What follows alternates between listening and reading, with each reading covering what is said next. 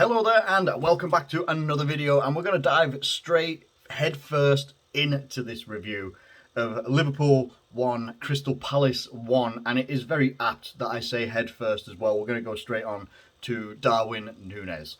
Now, Darwin Núñez wasn't necessarily having the best game just anyway, and then he goes and gets himself red carded for a headbutt. You can't do that. You just can't do that, and there's no excuse for it. There's no oh, he's new to the league, and all this sort of stuff, blah, blah, blah. Any of that sort of stuff, no. It's not excusable. There's no excuse for it. And, you know, I know he's a new player, but anybody would get the same sort of viewpoint, in my opinion, especially when we're going through what we're going through right now in terms of injuries. You've now just made it much harder for your teammates in upcoming games. And we've now got a game that's coming up that is bigger than we thought it was going to be at the start of the season because, you know, maybe naively, a fair few people, we have Fulham to start the season, and then we've got Crystal Palace, and then we've got Manchester United. And by that point, people were probably thinking, well, we'll have 6 points by that point. So, you know, and then we can go into the Man United game and we can sort of like chill out in it. Hopefully, you know, get a good win in there as well.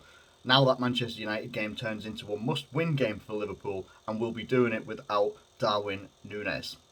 It's very disappointing. He will learn from this. It's a harsh lesson to learn, but he will learn from this that you cannot, in any circumstances, do that.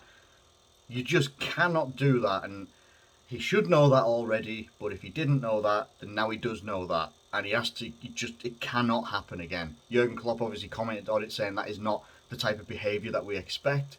And that he will be having a conversation with Darwin Núñez as well, and rightly so, because you can't afford to have that happen. Luckily, not so long after that, Luis Diaz got the equalising goal for us, but it does leave us in a position where I think last night, if I go back and have a quick look at who we had out, and I'm just going to focus on the forward players. Diogo Jota out, Oxlade-Chamberlain, you can kind of count him as one. Now it'll be Darwin Núñez. I don't know about, you know. Firmino wasn't on the. He wasn't on my injury list that I've got here on SofaScore, but he also wasn't on the bench. Didn't read into that, like exactly, like, you know, what's gone on there or anything like that. If we don't have a Firmino available, not entirely sure what we do, to be honest, when we come up against Manchester United. The only thing that I've thought of is you putting Salah down the middle and putting Harvey Elliott on the right hand side or something like that, with Diaz on the left hand side. But there were too many. Let me start that one again. There was too much. It's okay. It's disappointing we got a draw, but the performance was very, very good. Those two statements don't go hand in hand for me. You can't have a very, very, very good performance and lose or draw a game, in my opinion. Because if it was a very good performance, you turn your shots into shots on target, and you turn your shots on target into goals. Now, I don't always like looking at statistics, but shots is a statistic that you can look at with a good amount of, you know, there's good backing of it there. It tells you how many shots your team had and how many of them were on target. Before we get into that though, I would like to see goalkeeper saves as well. Goalkeeper saves by Crystal Palace was 3. We had 4 shots on target. One of them went in. We had 24 shots in the whole game. 24. 1 goal, 4 shots on target. It doesn't matter who is playing in that front line, whether it's Salah, whether it's, you know, people last night already turning around saying, bring Mane on. We can't. He's at Bayern Munich. Get over it. It's done. Move on. He's not coming back. It doesn't help anybody at this point. It just doesn't. But whether you've got Salah, Firmino, Jota, Darwin, Luis Diaz, whoever else it might be, Harvey Elliott, whoever else you might put up front, 24 shots, 4 on target with 1 goal is abysmal. It is. It just is. When you look at Crystal Palace, yes, we play in different ways. 7 shots, 3 shots on target. I think they hit the post twice. Put one in the back of the net. They could have beat us 3-1. Alisson made 2 saves, I think it was. Goalkeeper saves, yeah, 2. 8 of our shots were outside the box. But even if you take away that 8, it still leaves you with 16. Like, you can call it unlucky, but when you're competing at the level that we should be competing at, it's not, you can't just turn around and say it's unlucky. You have to be better. You absolutely have to be better. And that mainly will come down to things like decision making. Are you taking shots in optimum areas to cause danger to the goalkeeper? Were we? Or were we just pot shotting it half the time? Kind of looks that way. Because when you look at shots off target, 10. 10? We had more shots off target than Crystal Palace had of total shots in the whole game. Oh my God. It's only game number 2 and I'm not losing it. Absolutely not losing it because I'm not that type of fan. But this whole thing of, the lads were unlucky, it was a great performance apart from the fact that we conceded a goal, scored 1 goal, got a player sent off. And we have 2 points out of 2 games, 2 points out of a possible 6 points. Find the positive in that, please. Tell me about it. This isn't going to be the longest video. Like, it's probably going to wrap up in a couple of minutes, to be honest. But Liverpool need to do better. We've got a lot of injuries. We have. Absolutely. 100%. In my opinion, Joe Gomez, he was fit to start on the bench. Start him. Just start him. No offence to Nat Phillips, but start Joe Gomez, bring Nat Phillips on. How about that? I'm not a coach, so I'm not questioning, questioning the logic and decision making of Jurgen Klopp. But like when you've got Nat Phillips who hasn't played for us since what was it, like 2021, was it? Apart, getting away from like pre-season games and stuff like that, hadn't played for us. He was on loan, I think, to Bournemouth, was he, last year? I think they still want him as well. But he's staying here because we've got Joel Matip injured. Now, Matip, hopefully, will be coming back from injury pretty soon. Joe Gomez was available. I absolutely would have played. Or, if you really want to, because like midfield options that we had on the bench last night, right, midfield options, we had Fabio Carvalho, Henderson was on the bench, Naby Keita was on the bench, didn't even get brought on.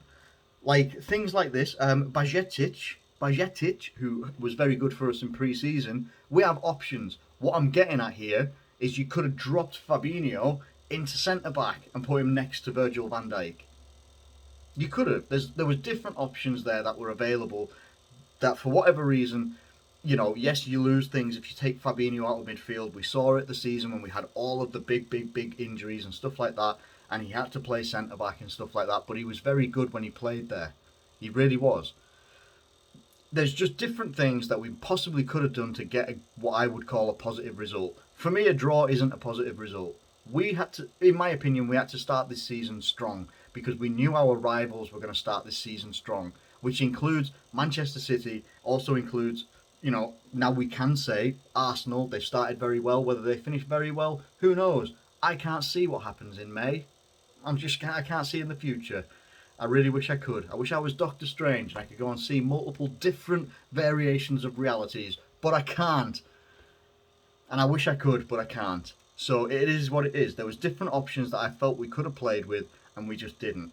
There's also a little bit of a thing. Yes, we signed Darwin Núñez, and and I do believe that he will come good. I think that he'll have a good season. Whether he'll have a great season, I don't know, but I think he'll have a good season at least, for his first season with us. But we also look like, again, like we are figured out. Like we are figured out. Like everyone was just like, oh, Liverpool have different options now. They got different lineups that they could go with. They're going to be so unpredictable. Well, how predictable is it going to be for people to go, starting 11 for Liverpool if they're all available, i.e. not red carded? If they're all available, who's going to be the starting front three for Liverpool? bang, Salah, Diaz, Nunez. Maybe Jota when he's fit. So already it almost looks like we're predictable. Teams like Palace, teams up and down the league, what did we have? 73% possession. Doesn't mean diddly squat when you don't win a game. Arsenal had it for years in the latter years of Arsene Wenger. 70% possession, lose games. Possession doesn't mean anything. Controlling the ball, putting the pressure on doesn't mean anything unless you're 3-0, 4-0, 5-0, 6-0 up and the opposition team has just given up and just thought, you know what, just have the ball. Pretty much like every team against City. They just turn up and just go, well, City's here, let's just take the intensity down just a little bit because we'll just, I'd rather them win the title than anyone else. I genuinely believe that as well, whether that's deluded or not. But when it comes to us, people know we're going to play the highest line in the league, and if you can get in behind us, you've got a pretty good chance of putting it in the back of the net and causing us danger. And then the goals that we have to score, we have to absolutely conduct and create magic like Luis Diaz. And credit to Luis Diaz as well. Absolute credit to him. The man never stops, and he created and scored a very, very, very, very good goal. That would have been fitting of being a winning goal. But the shine is taken off that goal because we didn't follow it up. It is what it is. We've got Man United next Monday. We have to absolutely batter the literal living shit out of them. We have to absolutely batter them from pillar to post and put them to the sword. Honestly, we do. And even then, if we beat Manchester United, we can only have 5 points on the board. Which would put us, I don't even know where it would put us. 5 points on the board, it depends on other teams around you. Depends on other teams that are up further in the league. The league, it's nothing to panic about. That's not what I'm communicating right now.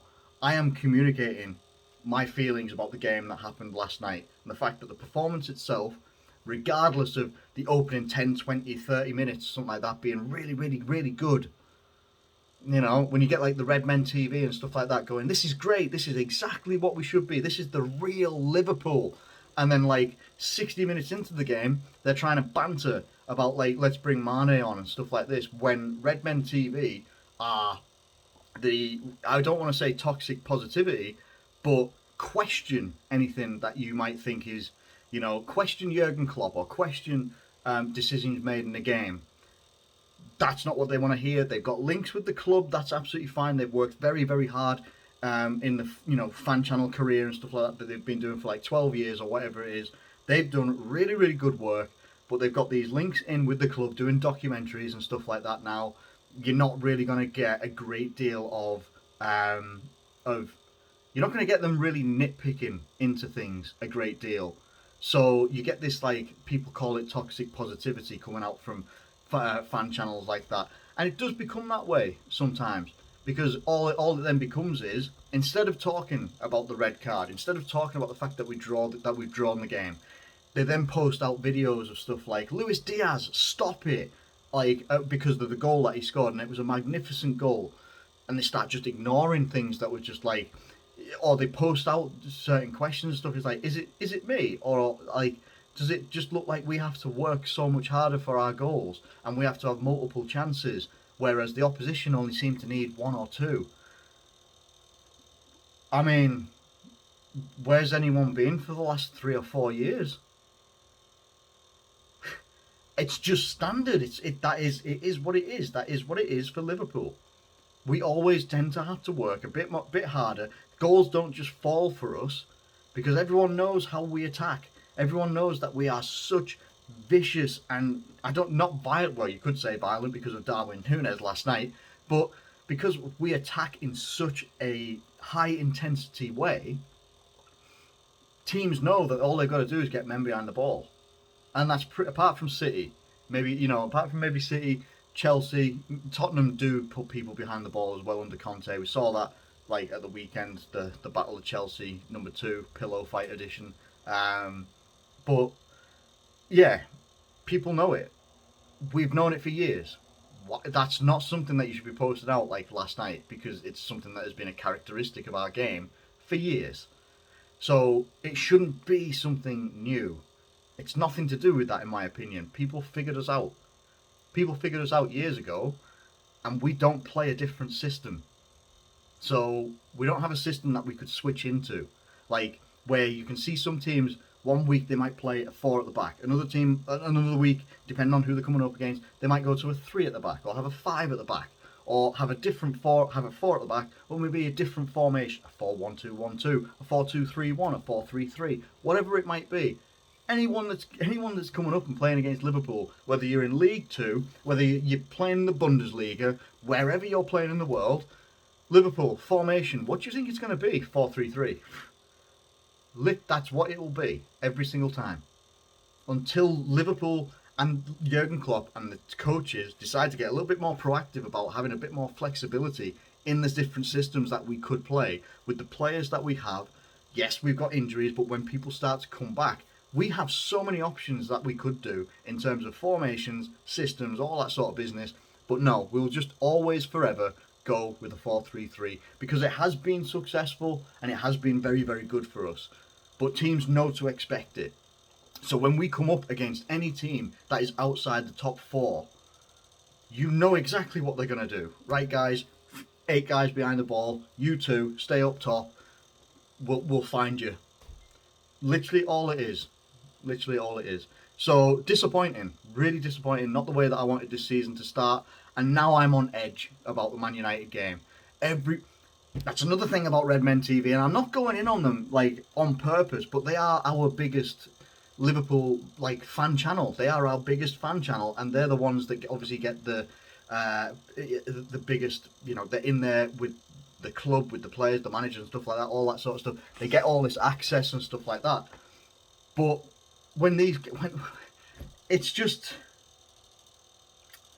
they tweeted out on the Sunday, gifs and jokes about Man United losing 4-0 and stuff to Brentford and being where they are in the league right now.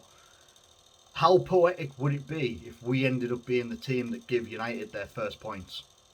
Whether it's 1 or 3. I'm on edge. I am on edge about that, because I don't want it to happen. I want us to smash the absolute crap out of Man United like never before. Take that 5-0 from last season, double it, just double it. That's all. Yeah, or even replicate it. It's possible. It's entirely possible. If you want to take positives from the game, Luis Diaz, very good. James Milner, machine. Absolute, 100%, an absolute machine. Salah played well. Harvey Elliott played well in midfield as well. We can beat Man United, but I don't just want to beat them. I want to annihilate them. I want to embarrass them. I want Liverpool to unleash absolute hell all over Manchester United. And our next game against Manchester United is at Old Trafford. So it's away from home. After that, we've still got tough games. I'm exhausted. I'm tired. I'm going to go and have a sleep, because I've been at work since 2 o'clock this morning. It was not worth staying up watching that game last night. It was very, very frustrating. Very, very frustrating. Thank you ever so much for watching this video. Please do feel free to get your thoughts in the comment section below. Let's discuss things, because I don't actually know how do we move forward? How do we eliminate the mistakes and stuff that we're making? Am I being too overly pessimistic? Or is there some weight to the things that I'm saying? Let me know it in the comments below. Thanks ever so much for watching. Do take care of yourselves. Have a good day. Have a good rest of the week. Do not let this result eat you up inside. Honestly, don't. I've got this video done. That's it now. I'm going to be over it for the rest of the week. And then we just have to wait until bloody Monday again. Sack of crap, innit? Catch you later, guys. Thanks very much for watching.